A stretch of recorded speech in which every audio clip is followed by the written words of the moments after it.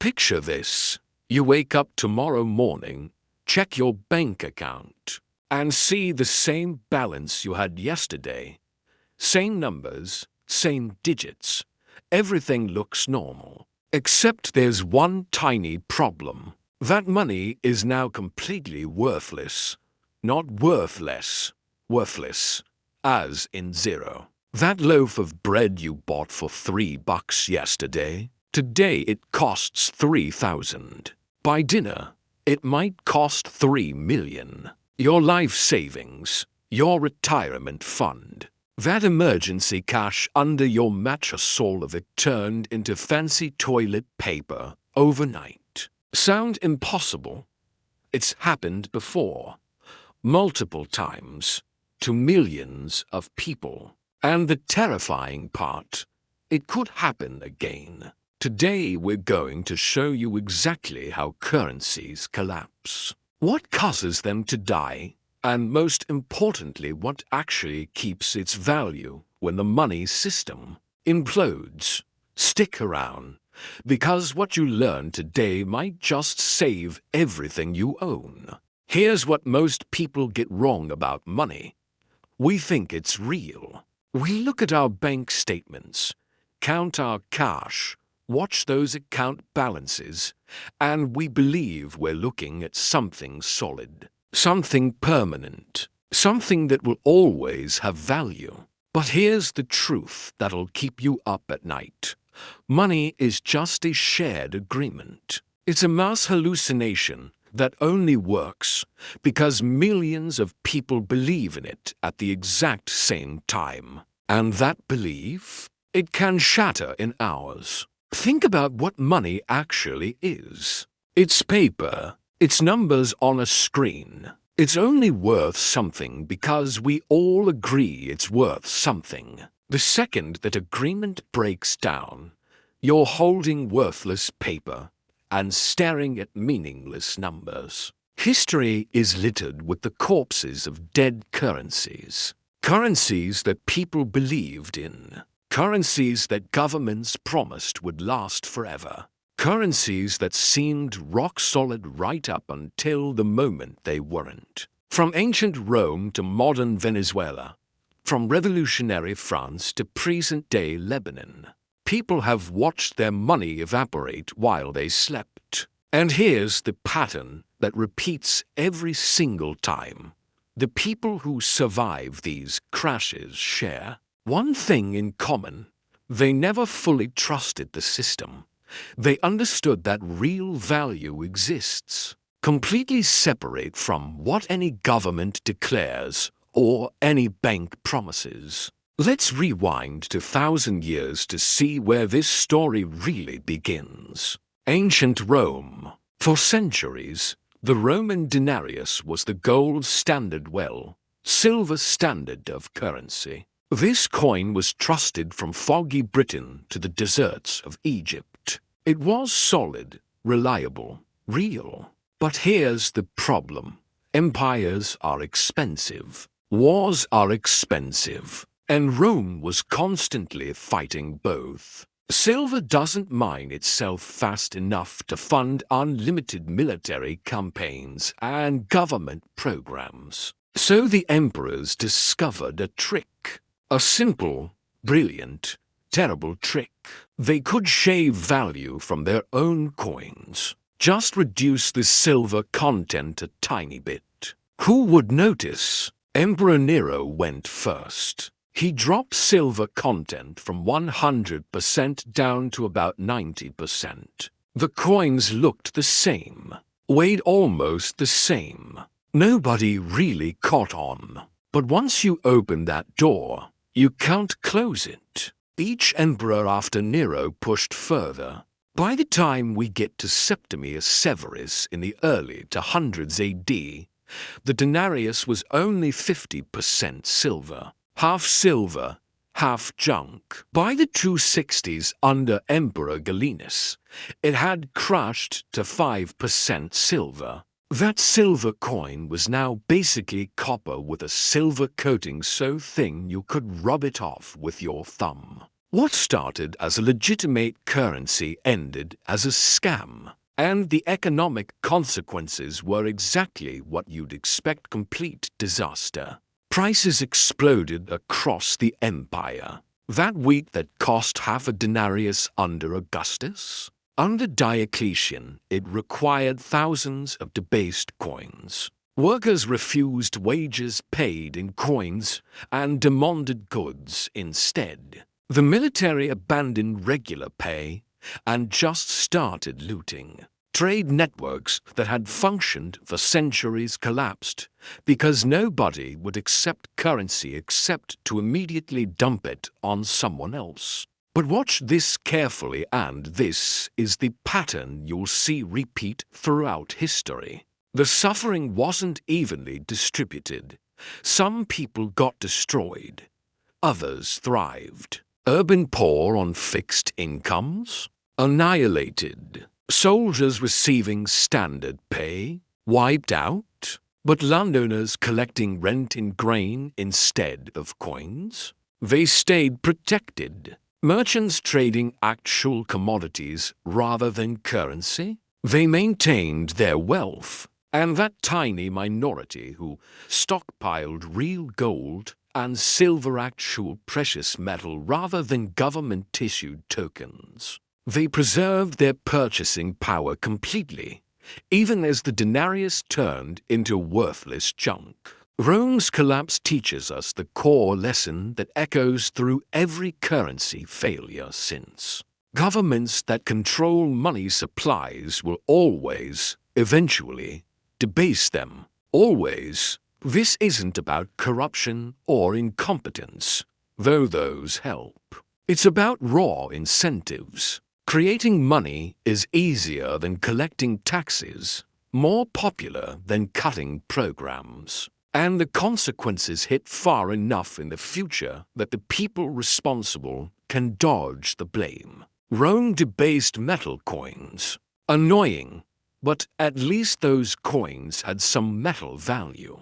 China took currency failure to a whole new level. In the 11th century, during the Song dynasty, China invented something that would curse humanity for 1,000 years: paper money. At first, it seemed genius. Merchants no longer had to haul massive amounts of copper coins across vast distances. The government issued paper notes backed by metal reserves, and for a while, the system actually worked. Then came the inevitable pattern. Wars with northern invaders drained the treasury. The government needed money. And here's the thing about paper money: it's really easy to print more. By the 1100s, the Song government was cranking out notes far exceeding any metal backing. Merchants caught on fast. Trust cracked. Prices climbed.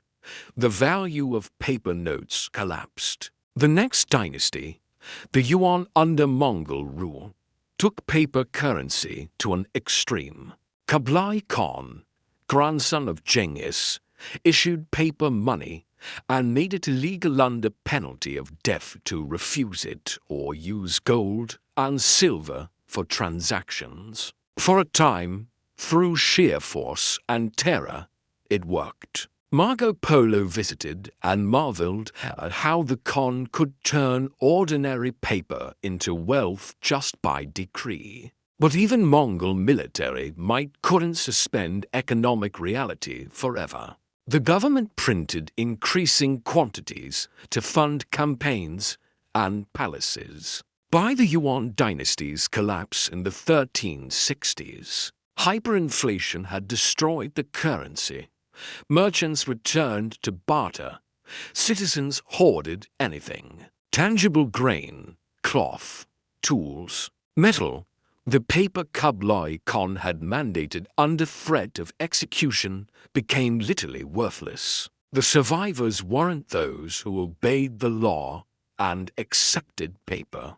They were those who quietly accumulated real goods. The farmer with stored grain. The merchant with fabric inventory. The family with productive land, these people preserved wealth, scholars and soldiers receiving paper wages watched their savings evaporate into nothing. Here's what should terrify you. China tried paper currency again in the 15th century. Under the Ming Dynasty, same pattern, same collapse. After that disaster, China completely abandoned paper money. For nearly 400 years, they learned the lesson. The question is, have we? If ancient empires feel too distant to matter, let's jump to something more recent. Something with photographs and eyewitness accounts. Weimar Germany. In 1914, when World War I began, the German mark was stable and respected worldwide. Every 4 marks bought $1.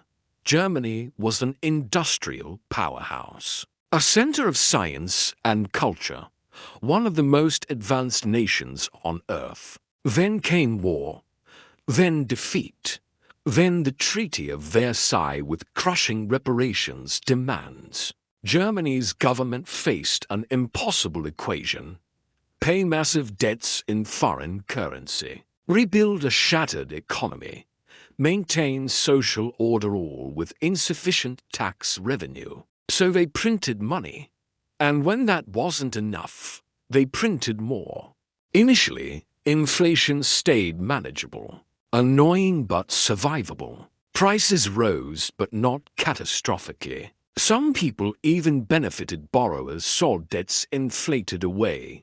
Exporters gained advantages as the mark weakened. But inflation creates its own momentum. It feeds on itself. By 1923, the situation had gone from bad to surreal to apocalyptic. January 1923, a loaf of bread cost 250 marks. By November, 200 billion marks. Let me repeat that. 200 billion marks for one loaf of bread. Workers received wages twice daily because money lost value between morning and lunch. People wheeled actual wheelbarrows of cash to buy groceries. Children stacked currency bills like building blocks because paper had more value as toys than as money. Life savings that could have bought a house now couldn't buy an egg. The social devastation ran deep. Germany's middle class, the foundation of society, was obliterated. Professionals who'd worked their entire lives, teachers, engineers, doctors, watched their security dissolve. Pensioners starved. The working class discovered even daily wages couldn't keep pace with daily price acceleration. The desperation, fury, and humiliation that followed, it fed directly into the political chaos that would eventually bring Hitler to power. His beer hall putsch happened in 1923, right at hyperinflation's peak. Not a coincidence. But once again, and pay attention to this pattern, not everyone suffered equally. Currency speculators who bet against the mark made fortunes. Industrialists with factories and real equipment, tactual productive assets, preserved wealth even as paper money burned. Foreign buyers with hard currency swept through, purchasing German property and businesses for pennies on the dollar. Anyone who'd moved wealth out of marks into foreign currency, gold, or physical goods survived relatively intact. Weimar's lesson is brutal.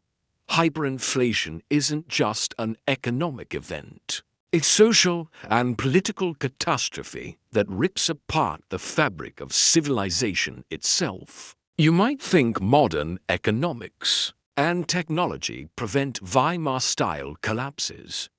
You'd be dead wrong. Between 2007 and 2009, Zimbabwe experienced hyperinflation so extreme it makes Weimar look almost tame. Robert Mugabe's regime facing economic collapse after seizing farms and destroying agricultural production, reached for the oldest government tool in the book: print money. They printed to pay government workers, fund the military, maintain political loyalty. When inflation began, they printed more to compensate. The spiral became a tornado. By 2008, Zimbabwe's inflation rate hit 79.6 billion% per month. Read that again. Not per year, per month. Prices doubled every 24 hours. The government eventually issued a $100 trillion note. 100 trillion Zimbabwean dollars couldn't buy a bus ticket. Workers quit jobs because salaries became worthless before they could spend them. Stores couldn't keep prices current. They'd mark items up while customers waited in checkout lines. The Zimbabwe dollar, once equal to the US dollar at independence in 1980, became a joke. People used bills as wallpaper, as kindling for fires, as actual toilet paper. The country completely abandoned its own currency in 2009 and switched to US dollars. South African rand anything with value, complete monetary surrender. An admission that government promises had become not just worthless, but actively harmful. Yet even in this nightmare, some survived and even prospered. Those with access to foreign currency became wealthy overnight. Anyone with goods to sell food, fuel, medicine could demand payment in real money and preserve wealth. Farmers producing actual food, mechanics repairing vehicles, anyone providing genuine value, rather than holding paper, navigated the crisis successfully.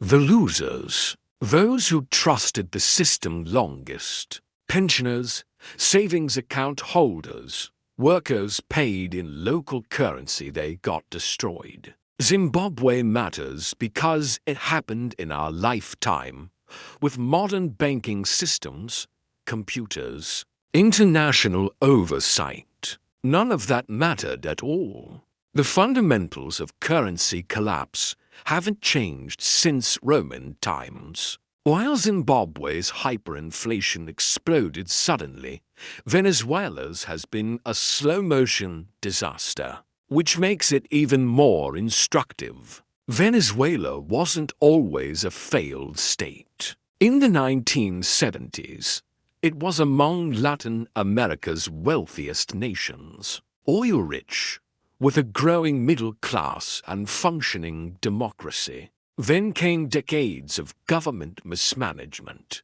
under Hugo Chavez and his successor Nicolas Maduro. Venezuela descended from problematic to catastrophic. Price controls created shortages. Nationalization destroyed industries. When oil prices crashed, the government faced a choice: cut spending or print money. They chose printing. By 2018, inflation exceeded 1 million% annually. By 2019, estimates topped 10 million%. 10 million%. The human cost has been staggering.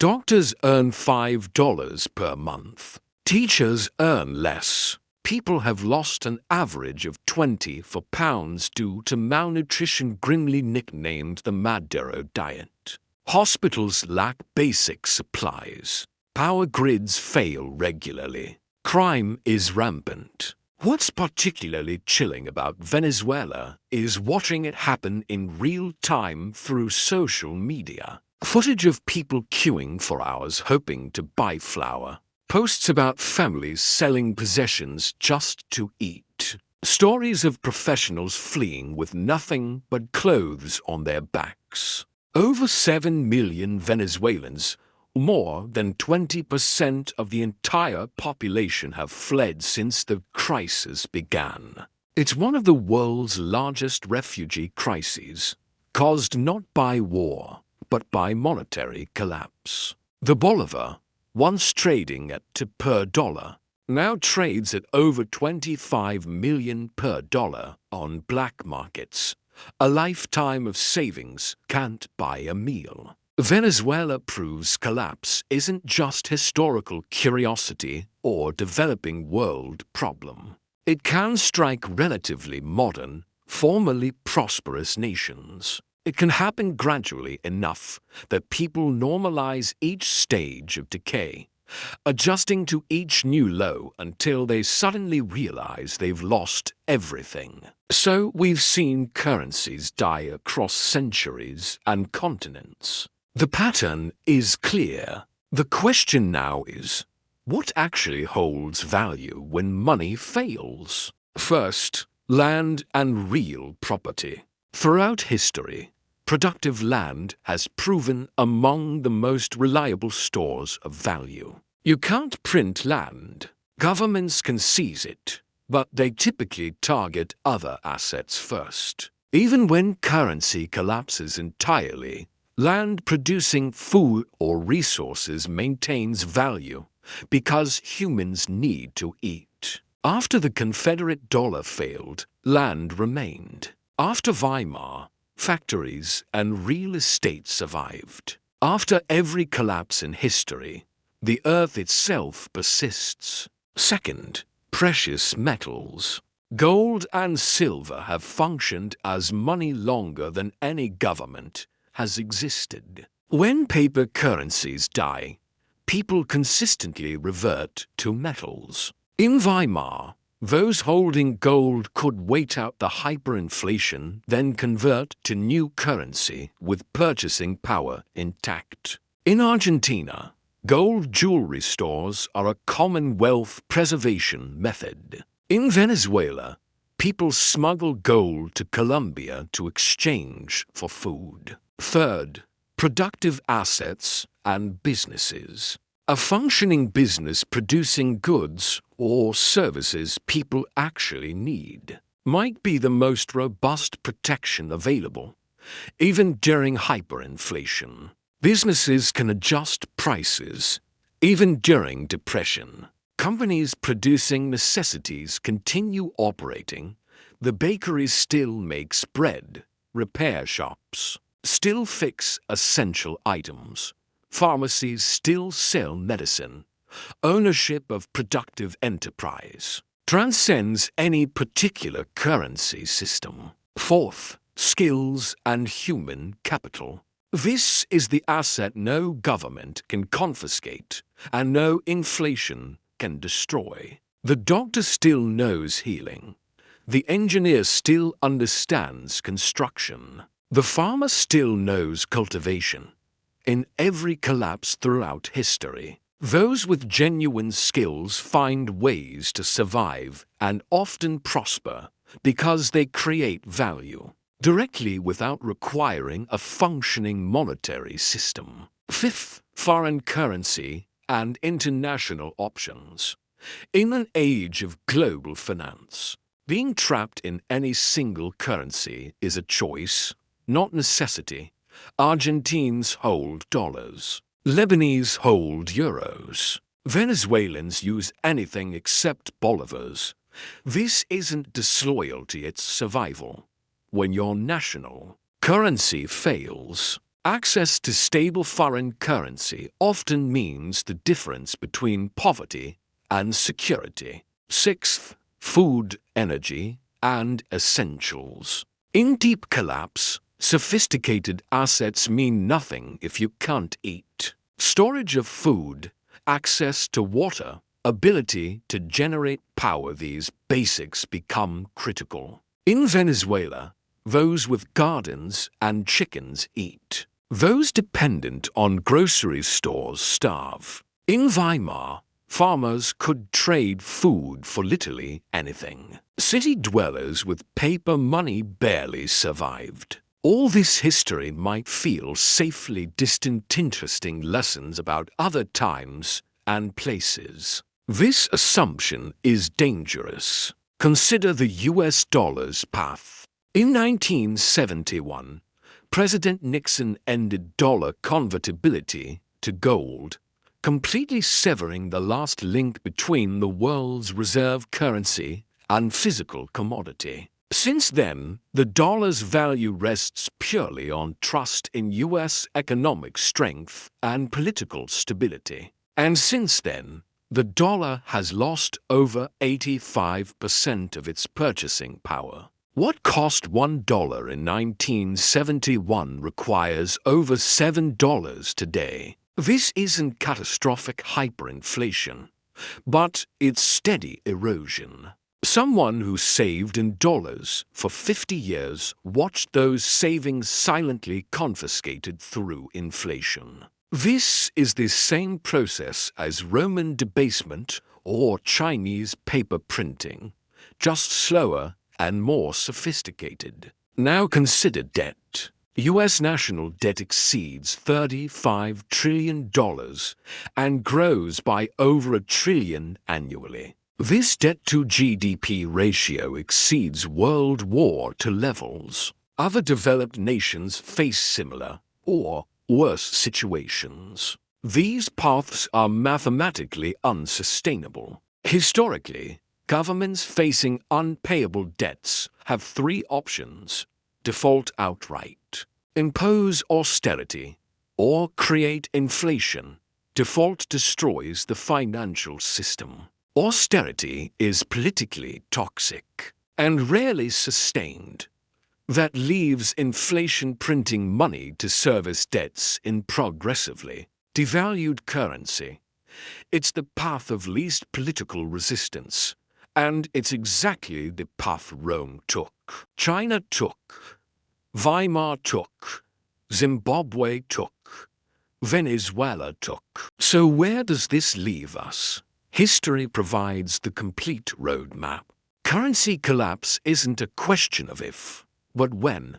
The patterns are clear, the incentives unchanged, the outcomes predictable. The question isn't whether systems fail, it's whether you'll be prepared when yours does. Protection requires recognizing that money is not wealth. It's a claim on wealth, valid only as long as the system honoring that claim remains functional and solvent. Real wealth is productive land, precious metals, genuine skills, functioning businesses, and capacity to create genuine value. These transcend any particular currency or government. Protection also requires psychological courage. The willingness to doubt when everyone believes. The strength to act when action seems paranoid. The wisdom to recognize that institutions serve their own interests, not yours.